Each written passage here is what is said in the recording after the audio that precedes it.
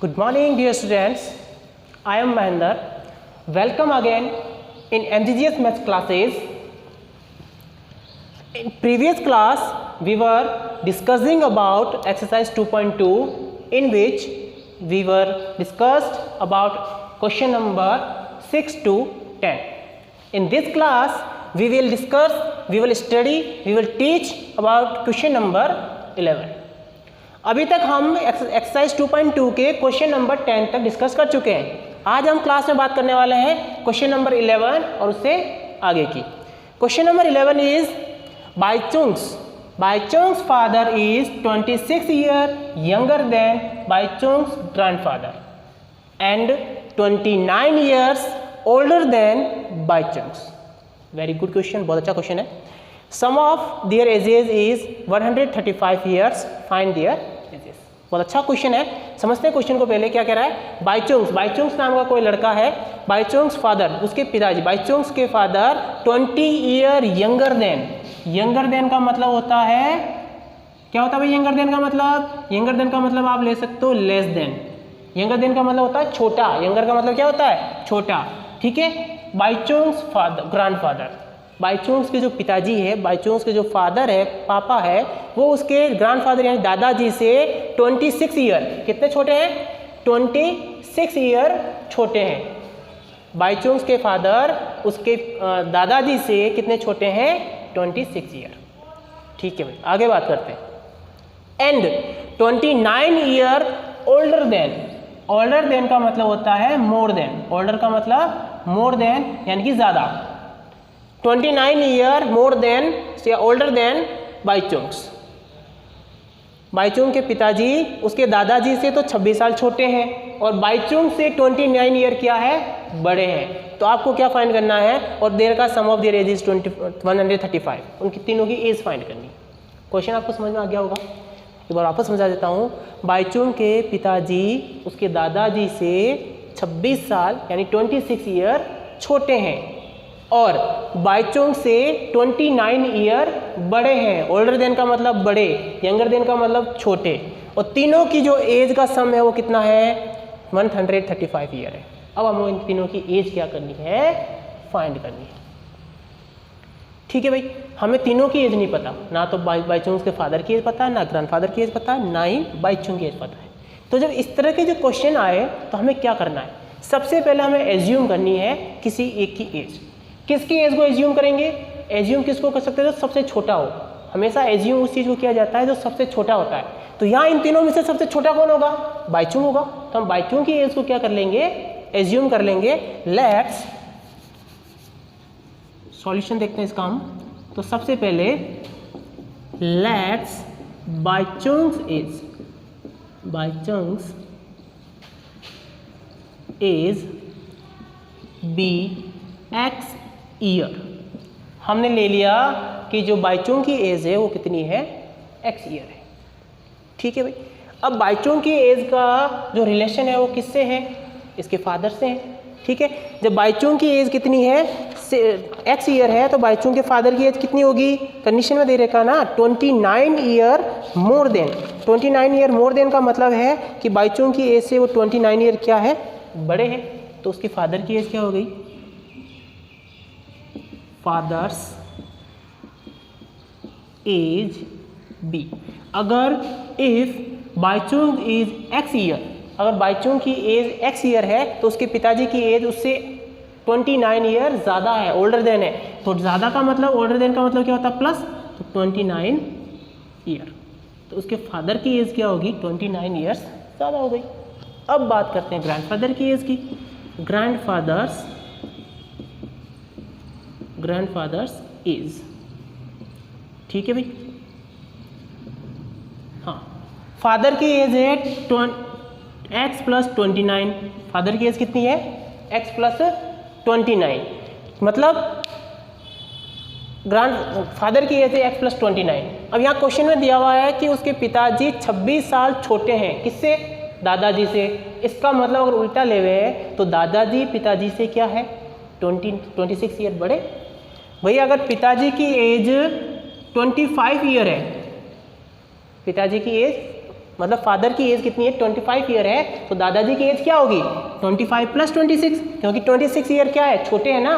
तो अगर पिताजी 26 ईयर छोटे हैं, इसका मतलब दादाजी 26 ईयर पिताजी से बड़े हैं।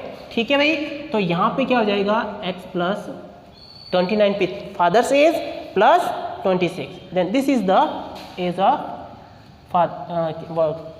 This is the age of grandfather. Grandfather की एज क्या हो गई, कितनी हो गई भाई 55, x प्लस 55 ईयर्स। ये सबको समझ में आ गया ना। ये क्वेश्चन अगर यहाँ तक समझ में आ गया, इसका मतलब आपका क्वेश्चन हो गया। ठीक है, वापस समझ लेते हैं एक बार। 3 जने हैं यहाँ पे, 3 मेंबर्स हैं, एक तो फादर है, एक ग्रैंडफादर है और एक बाईचुंग्स है, और इन तीनों में से सबसे छोटा कौन है बाईचुंग। तो हमेशा किसी भी चीज़ को एज्यूम करना हो या लेट करना हो या सपोज करना हो, तो सबसे छोटा जो क्वांटिटी होता है उसको एज्यूम किया जाता है। तो सबसे छोटा यहाँ पे कौन है बाईचुंग्स है, तो हमने कर दिया let's Baichung's age is x। Baichung की एज कितनी है x ईयर है। अब फादर की एज की बात करते हैं, फादर्स एज। तो यहाँ लिखा हुआ है कि फादर ओल्डर देन बाईचुंग्स 29 ईयर्स, जो उसकी पिता फादर है वो बाईचुंग से 29 ईयर क्या है बड़े हैं, तो x प्लस 29 हो गया। अब बात करते हैं ग्रैंडफादर की एज की। तो ग्रैंडफादर जो है उसका आपको एक रिलेशन दे रखा है, father is younger than 26 year. 26 year दादाजी से छोटे हैं, इसका मतलब क्या हुआ दादाजी बड़े हैं, तो दादाजी की एज कितनी हो गई फादर्स एज प्लस 26 ईयर, तो ये हो गया फादर्स एज। ओके, अब नेक्स्ट बात करते हैं, क्वेश्चन में क्या दिया सम ऑफ देयर एज। तो इनकी क्वेश्चन क्या दे रखा है, sum of their ages is 135 years. Okay, then Baichung's age is x, Baichung's father's age is x plus 29 and Baichung's grandfather age is x plus 55 is equals to 135। तीनों की age का sum Baichung's age, Baichung father age, Baichung's grandfather as.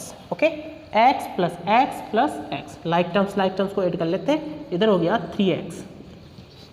29 is constant and 55 is also constant, दोनों को add कर लेते हैं तो कितना हो गया भाई 9 और 5 कितने हो गए 14, 5 and 2 7, 7 and 1 8 is equals to 135। Okay, we wants to find the value of x, then by transposing 84 to left right hand side.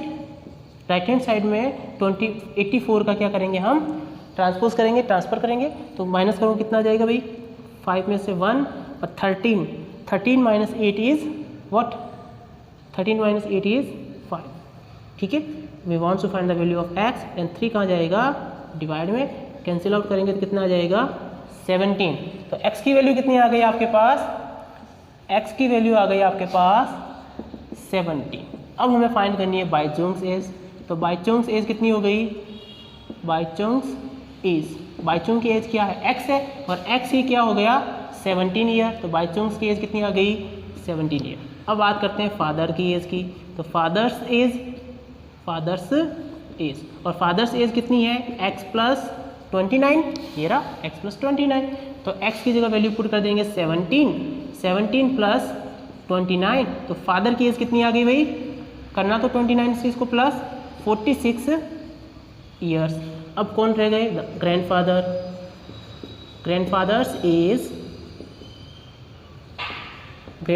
As कितनी है भाई x प्लस 55, ये रही ना x plus 55, value of x is 17 plus 55 is what 2, 6 and 7 72 years. हो गई भाई, सबकी एज आ गई, सही है ना। ओके,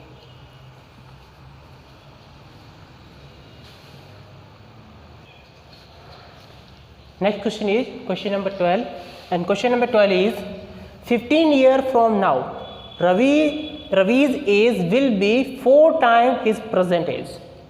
क्या कह रहा है क्वेश्चन, 15 साल बाद, अब आज से 15 साल बाद जो रवि की एज है वो कितनी हो जाएगी 4 टाइम हो जाएगी प्रेजेंट एज की।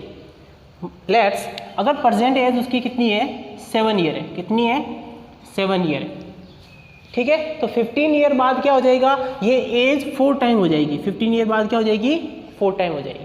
लेकिन अभी हमें नहीं पता कि इसकी एज कितनी है, तो हम ले लेते हैं let's Ravi's present age be x. Ravi की प्रेजेंट एज क्या है, एक्स है। लेट्स रवीज प्रेजेंट एज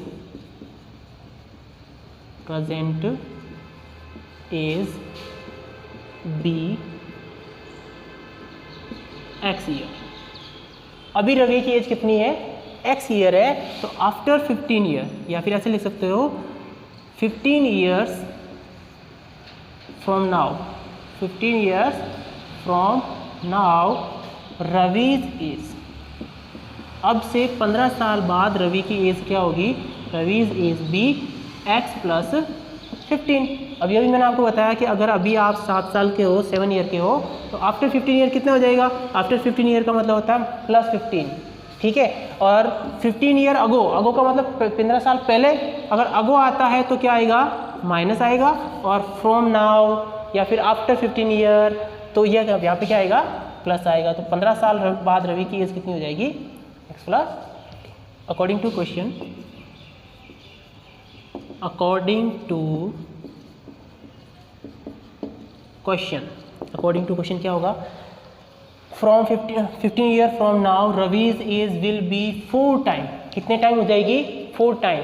किसकी, हिज प्रेजेंट एज की 4 टाइम। तो प्रेजेंट एज कितनी है, एक्स का 4 टाइम क्या होगा, 4 मल्टीप्लाई एक्स, ठीक है। और 15 ईयर बाद रवि की एज कितनी हो रही है, एक्स प्लस 15। समझ में आया क्वेश्चन क्या कह रहा है, क्वेश्चन ये कह रहा है कि 15 साल बाद रवि की एज उसकी प्रेजेंट एज की 4 टाइम हो जाएगी। तो प्रेजेंट एज अभी कितनी है, एक्स है, ठीक है। प्रेजेंट एज का 4 टाइम, प्रेजेंट एज का 4 टाइम मतलब 4 मल्टीप्लाई एक्स, ठीक है।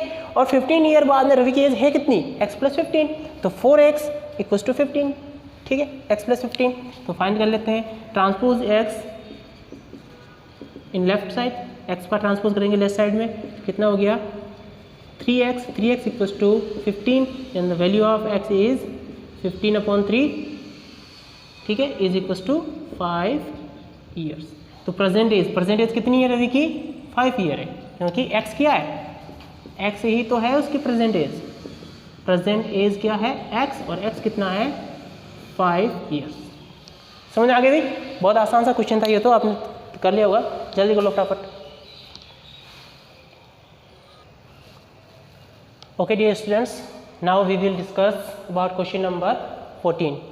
इससे पहले क्वेश्चन नंबर 13 था। Question number 13 is just like question number 1। Question number जो 13 है वो क्वेश्चन नंबर 1 के जैसे ही है, तो उसको आप देखना और करना। और अगर आपको समझ नहीं आए तो कमेंट सेक्शन से बताना, मैं आपको बता दूंगा, ठीक है। उसमें कमेंट करके जरूर बताना मुझे कि क्वेश्चन नंबर 13 आपसे हुआ या नहीं हुआ। क्वेश्चन नंबर 6 और क्वेश्चन नंबर 13। हाँ भाई, now question number 14। Question number 14 is very good question and the important question, तो आप इसको थोड़ा सा समझना, ध्यान से देखना, ठीक है। Lakshmi is a cashier in bank. Lakshmi नाम की एक लड़की है, वो क्या है, बैंक में कैशियर है। कैशियर जानते हो ना, नोट गिनने वाला, ठीक है, नोट जमा करने वाला, देने वाला, गिनने वाला। She has a currency notes of denominations cash with denominations 100 rupees, 50 rupees and 10 rupees. उसके पास क्या है, कुछ करेंसी है, कुछ नोट है। करेंसी का मतलब पैसे, रुपीज़। कुछ करेंसी के नोट हैं, 100 रुपीज़ के नोट हैं, 50 रुपीज़ के नोट हैं और 10 रुपीज़ के नोट हैं, ठीक है भाई। The ratio of number of these notes is 2:3:5। और जो नंबर ऑफ ये जो नोट्स हैं उनका रेशियो आपको गिवन है, कितना है, 2:3:5, ओके। यानी कि अगर 100 के नोट्स कितने हैं तो वो क्या होगा 2x, 50 के नोट्स हैं वो कितने हैं 3x एंड 10 के नोट्स हैं वो कितने हैं 5x, okay. Next, the total cash with Lakshmi is 4 lakh rupees, ठीक है। अब लक्ष्मी के पास टोटल कैश कितना है, उसके पास टोटल जो कैश है वो कितना है 4 लाख रुपीज़ है, ठीक है। How many notes of each denominations does she have. तो उसके पास ईच नोट कितना कितना होगा, यानी कि 100 रुपीज़ के नोट कितने हैं उसके पास, 50 रुपीज़ के नोट्स कितने हैं और 10 रुपीज़ के नोट्स कितने हैं, ये हमें क्या करना है, फाइंड करना है। क्वेश्चन के अंदर आपको दो चीज़ गिवन है, ठीक है। एक तो आपको दे रखा है नोट्स का रेशियो और दूसरा आपको दे रखा है अमाउंट, और आपको फाइंड करना है नंबर ऑफ नोट्स, ठीक है भाई। Okay start. तो सबसे पहले हम बात करते हैं number of 100 notes, number of 50 notes, number of ₹10 notes. इन तीनों का रेशियो आपको गिवन है 2:3:5, ठीक है। Let's number of ₹100 notes, 100 rupees के नोट्स का रेशियो कितना है आपके पास 2। तो मैंने आपको बताया था कि रेशियो हमेशा किस में होता है, मल्टीपल में होता है, और मल्टीपल हम क्या लेते हैं, कोई भी variable, then 2x। The number of 100 rupees note is 2x। Next number of ₹50 notes, तो 50 रुपीज़ के नोट्स हैं उसका रेशियो कितना है 3, ये 3x हो गया। Next number of ₹10 notes, 10 rupees के नोट्स कितने हैं 5x। ये तो नोट्स हैं, ठीक है। अब हम फाइंड करेंगे अमाउंट। क्या फाइंड करेंगे, अमाउंट, ठीक है। सो अमाउंट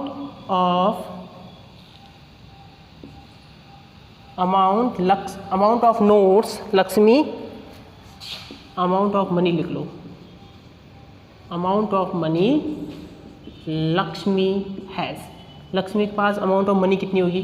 जैसे हम बात करें 4 रुपीज़ के नोट की, ठीक है।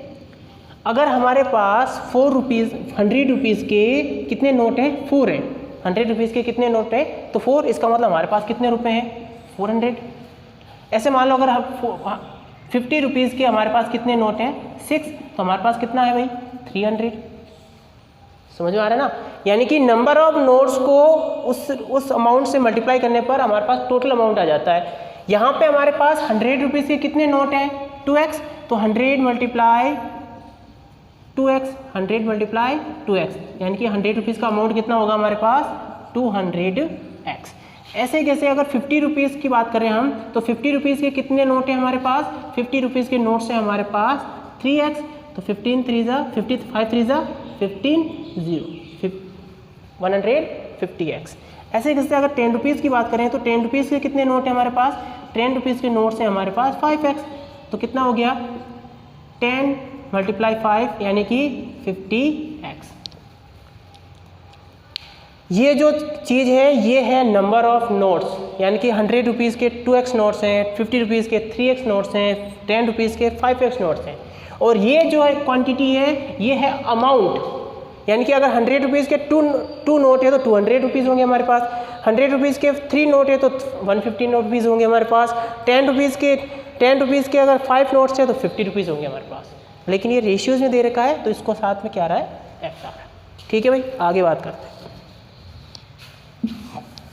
अब उसके पास टोटल अमाउंट कितना है, अब उसके पास टोटल अमाउंट है, टोटल अमाउंट कितना है उसके पास ₹4 लाख, ₹4 लाख। उसके पास कितने रुपीज़ है 4 लाख रुपीज़ है, ठीक है। तो 100 रुपीज़ के कितने रुपए होंगे उसके पास 200x, 50 रुपीज़ से कितने रुपए हैं 1500x, और 10 रुपीज़ से कितने नोट्स हैं, कितने रुपीज़ हैं 50x is equals to 4 lakh, ठीक है भाई। ऐड कर लेते हैं 200 और 150 कितने हो गए 350 एंड 50 कितने हो गए 450, तो टोटल कितना हो गया 400x is equals to 4 lakh. We want to find the value of x, then the transpose 400 to right hand side, तो कहाँ जाएगा डिवाइड, 0 से 0 कैंसिल, 0 से 0 कैंसिल, ठीक है। 4 से कितने टाइम गया 4000, तो वैल्यू ऑफ x इज 1000, ठीक है। अब बात करते हैं नोट्स की, तो नंबर ऑफ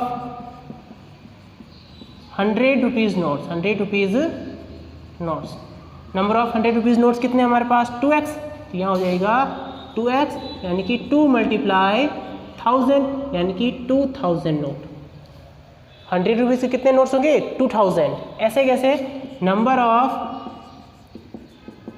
50 रुपीज़ नोट्स, और 50 रुपीज़ नोट्स कितने हैं हमारे पास? 3x, तो 3 × 1000 यानी कि 3000। ऐसे कैसे अपन बात करेंगे नंबर ऑफ 10 रुपीज़ नोट्स की, और 10 रुपीज़ नोट्स कितने हैं उसके पास? 5x, then 5 × 1000 is equals to 5000। तो 100 रुपीज़ के नोट्स 2000 होंगे उसके पास, 50 रुपीज़ के नोट्स 3000 होंगे उसके पास, और 10 रुपीज़ के नोट्स कितने होंगे उसके पास? 5000। ठीक है भाई, ये नंबर ऑफ नोट्स हैं। ठीक है, do it. Okay dear students, now we will discuss about question number 15, and question number 15 is, I have total of rupees 300 in coins of denominations 1 rupees, 2 rupees and 5 rupees। क्या कह रहा है? मेरे पास 300 rupees है, और 300 रुपीज़ में क्या है? 1 रुपीज़ के कोइन है, 2 रुपीज़ के कोइन है और 5 रुपीज़ के कोइन है। सिर्फ कोइन, 1-1 रुपये के सिक्के हैं, 2-2 रुपये के सिक्के हैं, 5-5 रुपये के सिक्के हैं, और टोटल मिलाकर, कुल मिलाकर टोटल मिलाकर कितना रुपीज़ हो गए? 300 रुपीज़ है हमारे पास। Okay, the number of 2 rupees coins is 3 time. हाँ, ये कंडीशन दे रखी है। ठीक है, इस कंडीशन को देखना अच्छे से। The number of 2 rupees coin is 3 time the number of 5 rupees coins. 2 रुपये के जो कॉइन है वो 5 रुपये के कॉइन से 3 टाइम्स ज़्यादा है। कैसे? अगर आपके पास 5 रुपीज़ के 2 कॉइन है, 5 रुपीज़ के 2 कॉइन है, तो 3 रुपीज़ के कितने कॉइन होंगे? सॉरी, 2 रुपीज़ के कितने कॉइन होंगे? इसका 3 टाइम यानी कि 6 कॉइन होंगे। 5 रुपीज़ के कॉइन का 3 टाइम। ठीक है, the total number of coins is 60। Total number of coins कितने हैं? 60 है। हमें पता करना है कि 1 रुपीज़ के कॉइन कितने होंगे, 2 रुपीज़ के कॉइन कितने होंगे, 5 रुपये के कॉइन्स कितने होंगे। ठीक है, स्टार्ट करते हैं। सबसे पहले कंडीशन को देखते हैं कि the number of 2 rupees coins 3 time the number of 5 rupees coins. अब यहाँ पे हमारे पास 1 रुपीज़ के कॉइन है, 2 रुपीज़ के कॉइन है और 5 रुपीज़ के कॉइन है, लेकिन कितने कितने हैं ये हमें नहीं पता। तो इनमें से किसी ना किसी एक को हमें क्या करना पड़ेगा? एज्यूम करना पड़ेगा। और जब एज्यूम करेंगे तो ये पता लगाना है कि किसको एज्यूम करें। तो इस बात का आपको ध्यान रखना है, रिमेंबर इट। जो कंडीशन है उस कंडीशन को देखना है। कंडीशन क्या है? The number of 2 rupees coin is 3 time the number of 5 rupees coin. आपको यहाँ दे रखा है कि 2 रुपये के जो कॉइन्स है वो 5 रुपये के कॉइन से 3 गुना 3 टाइम क्या है? ज़्यादा है। तो यहाँ पे कम कौन है? किससे ज़्यादा है? 5 से, 5 टाइम्स के। तो हम किसको लेंगे? 5 को लेंगे। तो हमेशा ध्यान रखना, इस तरह की जब कंडीशन होती है तो जो लास्ट वाला नंबर है, नंबर ऑफ 5 रुपीज़ कॉइन्स, उसको हमेशा क्या करते हैं? एज्यूम करते हैं। तो लेट्स या assume number of rupees 5 coins. हमने देख लिया कि नंबर ऑफ 5 रुपीज़ के कॉइन्स कितने हैं? x है। तो यहाँ पे 2 रुपीज़ के कॉइन कितने होंगे?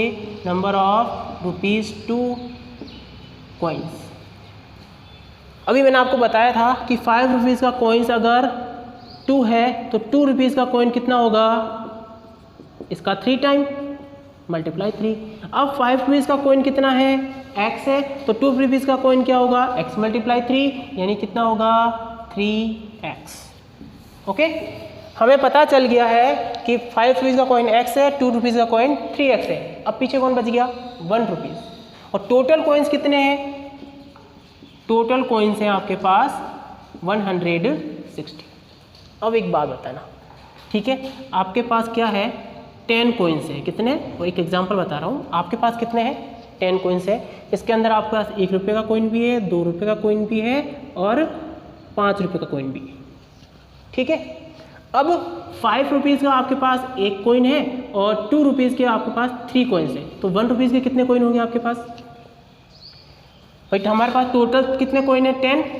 ठीक है, 10 में से 5 रुपीज़ का 1 है और 2 रुपीज़ का 2 है। मतलब इसको क्या कर देंगे? माइनस कर देंगे। तो हमारे पास क्या मिल जाएगा? 1 रुपीज़ का कॉइन मिल जाएगा। यानी कि 1 रुपीज़ के कॉइन कितने होंगे? 6। तो हमने क्या किया है? 2 रुपीज़ का और 5 रुपीज़ के जितने कॉइन्स हैं उनको ऐड करके टोटल में से सब्ट्रैक्ट कर दिया। तो यहाँ पर भी हम यही करने वाले हैं। तो 1 रुपीज़ के कॉइन क्या होगा हमारे पास? Number of rupees 1 coin is total, और टोटल में से दोनों को क्या करेंगे, ऐड करके सेपरेट कर देंगे, तो x प्लस 3x। ठीक है, यानी कि अपन इसको ऐसे लिख सकते हैं 160 माइनस 4x। तो नंबर ऑफ 1 रुपीज़ कॉइन्स कितने हो गए, 160 माइनस 400। इन लास्ट क्वेश्चन में हमने क्या किया था, लास्ट क्वेश्चन में हमने नंबर ऑफ कॉइन्स से फाइंड किया था अमाउंट। तो अब क्या फाइंड करेंगे अपन, amount, amount of money I have, यानी कि जो पैसे दे रखे हैं उसका कितना अमाउंट है मेरे पास, कितना अमाउंट होगा भाई। अगर मैं 2 रुपये की 1 रुपीज़ की बात करूँ, किसकी बात करूँ, 1 रुपीज़ की, तो 1 रुपीज़ के कितने कॉइन है, 1 रुपीज़ के इतने कॉइन है, तो इसको किससे मल्टीप्लाई करूँगा, 1 मल्टीप्लाई नंबर ऑफ कॉइन्स, यानी कि 160 माइनस 400, ये क्या है, रुपीज़ है, क्या है, रुपीज़। अब बात करेंगे 2 रुपीज़, तो 2 रुपीज़ के कितने कॉइन्स है मेरे पास, 2 रुपीज़ के हमारे we have 3x coins, then this is 6x। And 5 rupees, 5 rupees के कितने कॉइन्स है हमारे पास, 5 रुपीज़ के कॉइन्स है हमारे पास x, तो 5 मल्टीप्लाई x यानी कि 5x रुपीज़। ओके, यहाँ तक सबको समझ में आ गया। क्या किया हमने यहाँ तक हमने पहले तो फाइंड किया नंबर ऑफ कॉइन्स, कि भाई 2 रुपये के कॉइन कितने, 5 के कॉइन कितने, 1 रुपये के कॉइन कितना है। उसके बाद हमने फाइंड किया अमाउंट, कि भाई 1 रुपये के कितने सिक्के हैं और कितने रुपए हैं। अगर 1 रुपये के 4 सिक्के हैं तो 4 रुपये होंगे। 1 रुपये के मेरे पास 160 माइनस 4 है, तो उसको 1 से मल्टीप्लाई कर दिया। ऐसे अगर 2 रुपीज़ के अगर 3 कॉइन्स है तो मेरे पास 6 रुपीज़ होंगे। अगर 5 रुपीज़ के x कॉइन्स है तो हमारे पास 5 रुपीज़ होंगे। ठीक है, इस तरह से बात करते हैं। अब बात करते हैं आगे क्वेश्चन में, और क्वेश्चन में आपको एक चीज़ और गिवन है, वो क्या है, टोटल अमाउंट गिवन। क्या गिवन है आपको, टोटल अमाउंट, और टोटल अमाउंट कितना है आपके पास 300। और यहाँ अगर बात करें तो टोटल अमाउंट क्या होगा, 1 रुपीज़ के कॉइन प्लस 2 रुपीज़ के कॉइन प्लस 3 रुपीज़ के कॉइन। तो 1 रुपीज़ के कॉइन्स कितने हैं, 160 minus 400, sorry 160 minus 4x, and 2 rupees के कॉइन्स हैं आपके पास 6x, और 5 रुपीज़ के कॉइन्स हैं आपके पास 5x, और ये टोटल मनी कितनी बन रही है 300। ठीक है भाई, देखते हैं। तो लाइक टर्म ऐड होगी, तो 5x प्लस 6x कितने हो गए 11x। 11x में से 5x माइनस 4x माइनस होंगे तो कितने बच जाएंगे भाई, plus 11x minus 4x 7x, कितना आ जाएगा 7x is equal to 300। Okay, समझ में आ रहा है ना क्या कर रहे हैं भाई। ये दोनों प्लस के हैं, 6 और 5 दोनों प्लस हो गया 11, माइनस का कितना है 4 है, तो माइनस 4 कर दिया तो कितना हो गया 7x। आपको वैल्यू फाइंड करनी है x की, तो x वाली टर्म इधर रहेगी, और 160 क्या हो जाएगा इसमें से सब्ट्रैक्ट हो जाएगा। आपको x की वैल्यू फाइंड करनी है, तो माइनस करो कितना हो गया 0, 3 और कितना आ जाएगा भाई 2, और इसमें डिवाइड किसका करना है 7 का, किसका करना है 7 का।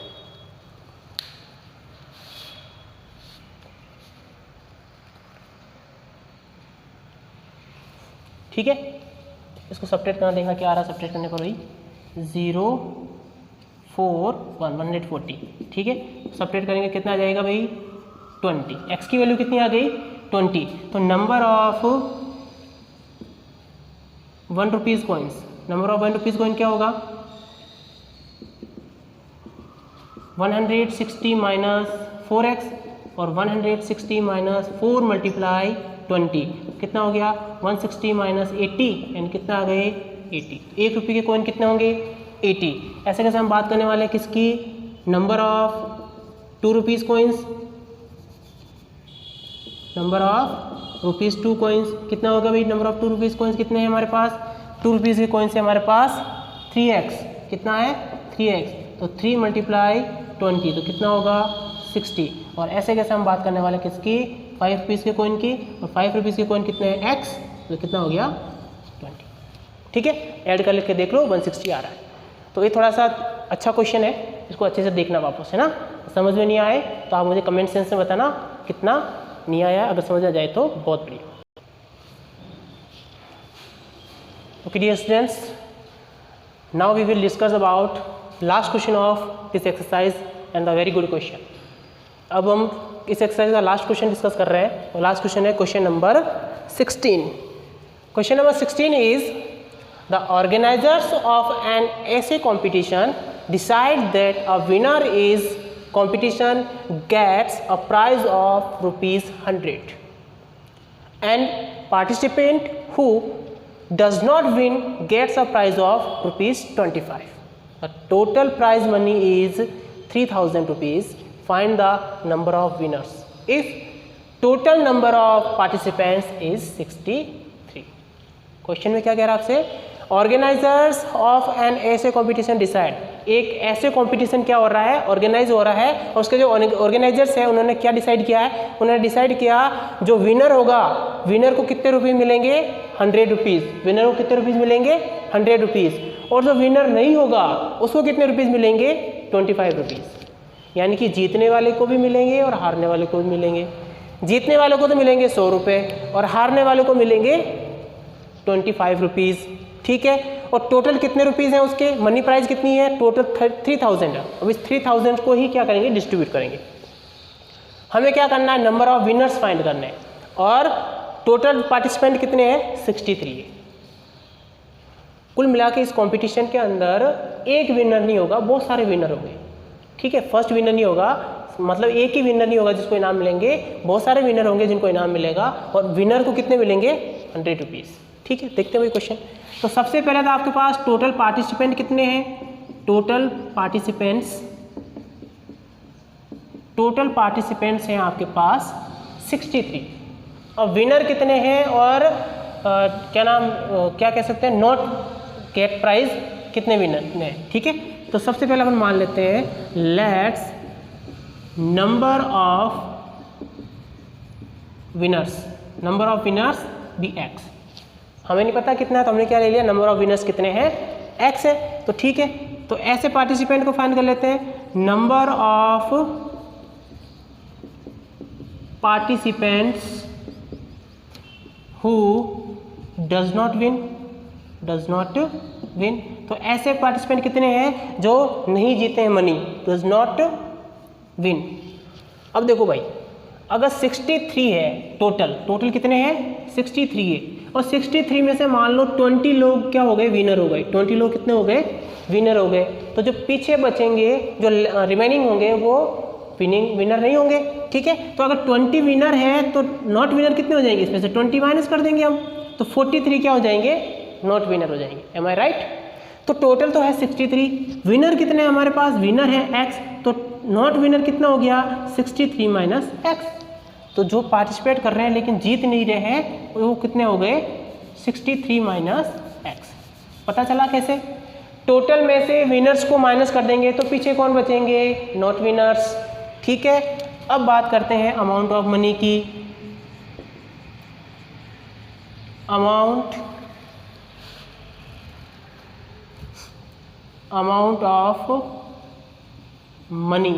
Of money of winners.